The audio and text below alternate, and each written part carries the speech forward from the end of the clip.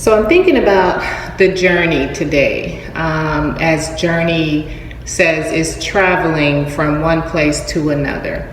And as we all, we're saying on my journey, my story of my journey, blah, blah, blah, blah, blah, journey, journey, journey. So I wanted to share something a little bit today. I was on a Zoom call the other day, and I was asking, they were asking questions to see where I'm at, and where can I possibly fit in. And so answering these questions, I thought of something triggered in me. And I said, I've been on this journey of self-development, self-improvement for a little while now. And some things still puzzle me, right? And it made me think about when I was writing my book, and I had joined a writing group with a Muslim sister and her group. And it was really nice. It was uplifting. I made a lot of progress, got the roadmap, blah, blah, blah. But a part of me got to the point of writer's block. So that's what I guess identified it as. And I started to do a little homework on writer's block. And what took me out of it a little bit was I don't do normal meditations, but I did do like upbeat spa music. And I found something and I was like, oh, that's making me write again, blah, blah, blah, blah. And so, but then my mind was just racing and racing and racing, now that I think about it. And I came up with four books in my head, right? And I said, I need to birth these babies. I need to get them out and just, get the babies out of my head. But I couldn't do it. And so as I was on this Zoom call, I said, there's still something blocking up here. Whether it's been the things that I put in my mind and say over and over and over again, well, you're not good enough, well, you was raised this way or that way, you shouldn't, this is not for you, or listening to what other people say. I don't know, but there is some sort of blockage for me to not just flow and get it done, And so then I looked up last night, the journey, and I came up with the article. It said the stages of emotional healing, understanding the journey, right? And so, like, we'll go through certain things, but get to the point of being and feeling stuck. Like, what do I do now? Or you just continuing to go and you're moving, but you're still not having a big breakthrough, the big breakthrough that you want.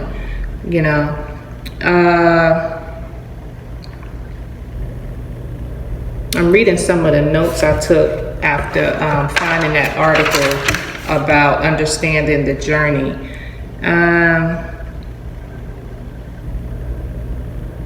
And I'm just talking about the writer's block.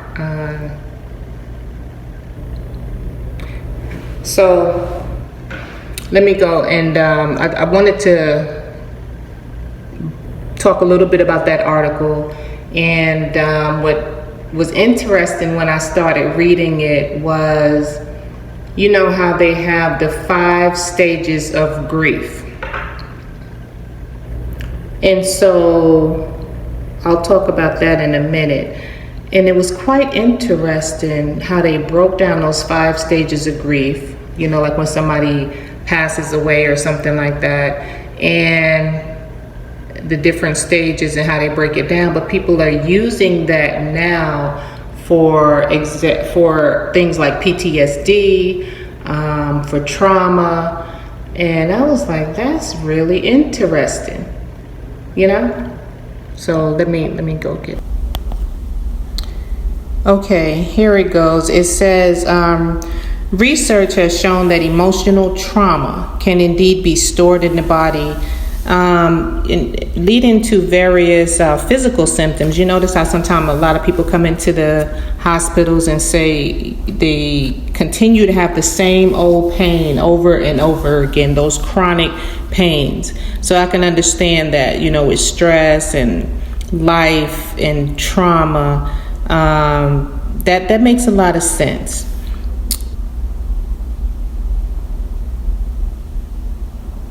Post-traumatic stress disorder have greater physical and health complaints, including pain and fatigue, compared to those that have never had PTSD, right? So they come up with various techniques to help release the stored trauma in the body.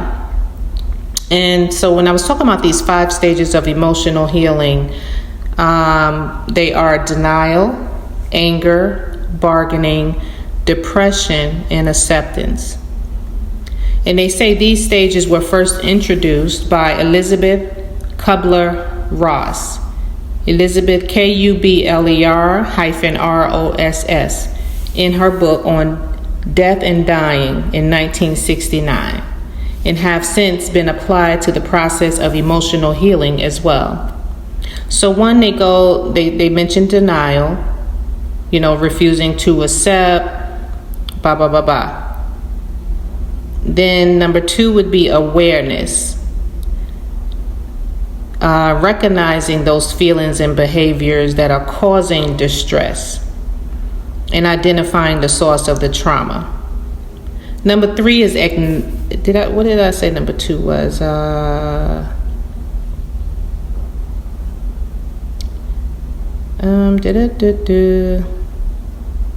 Denial, acceptance.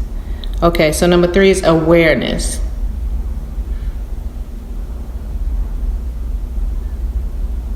So I missed acceptance. That's in the final stage, when you accept the trauma has happened and begin to focus on the healing.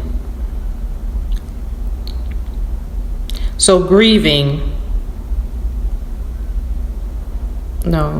feel the pain. The 4th step is to feel it, and don't be judgmental, like without judgment or avoidance. Even though it's uncomfortable and it's painful, go ahead and feel that pain when you think about it. The 5th step is grieving, recognizing that there have been a loss as a result of the trauma. You know, for example, like trust, safety, a sense of self, and allowing self to mourn for these losses. The 6th step is forgiveness. Forgiving yourself and others for any harm that has been caused by the trauma. This is so hard. And it has been hard for me, because it's like, I just want to blame you. I want to shame you. I want to fuss at you. I want to curse at you and just be so angry, right? But forgiveness, once you start finding that forgiveness of yourself for allowing it to happen, or for being in that situation, or for the things that you have done bad, and then forgiving the person that has caused the trauma, the inhumaneness of whatever that person has done. The final step is moving forward. You know, we just want to jump from go through all that trauma and jump right on in to let me get over it and move forward. But it's a process, and sometimes it depends on who we are, how long it can take. So making a commitment to move forward with a new sense of purpose and direction. This involves creating a vision for the future and taking steps to make that vision a reality, such as setting goals, seeking support, and engaging in activities that promote healing and growth. And then it goes on to talk about increased self-awareness, blah, blah, blah, blah, blah, blah, greater resilience, mindfulness, of course, journaling, and some of the studies that show the scientific facts behind how this is pretty effective. So in the end, just for this here video, I just wanted to say, once you start and you start doing something new, you start doing something different, and start getting into yourself, you never return, or you try not to.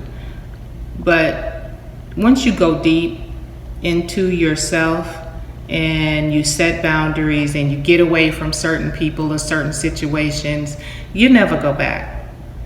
You may think about it quite often. You might,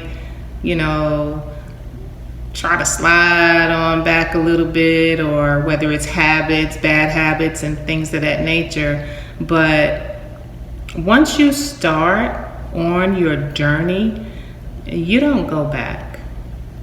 So it's going to always be a process, depending on your mindset and depending on what you want out of life. It's an ongoing, everyday process. And also I wanted to say, just every day, do something. I don't care if it's for 5 minutes. I don't care if it's writing for 10 minutes or walking for 3 minutes or doing an arm lift for 2 minutes. As long as you do something every day. And for those that just like, I want to get to the end, I want my business right now, I want to start traveling right now, I want my bank account, bam, right now. Every single day, do one thing or two things. If you do something and you don't know what it is, don't beat yourself up. It's gonna come.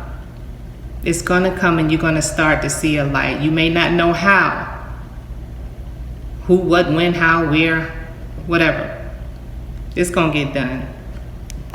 Keep your head up, and you gotta believe. You're gonna get frustrated. Bad things are gonna happen, but you're gonna feel good.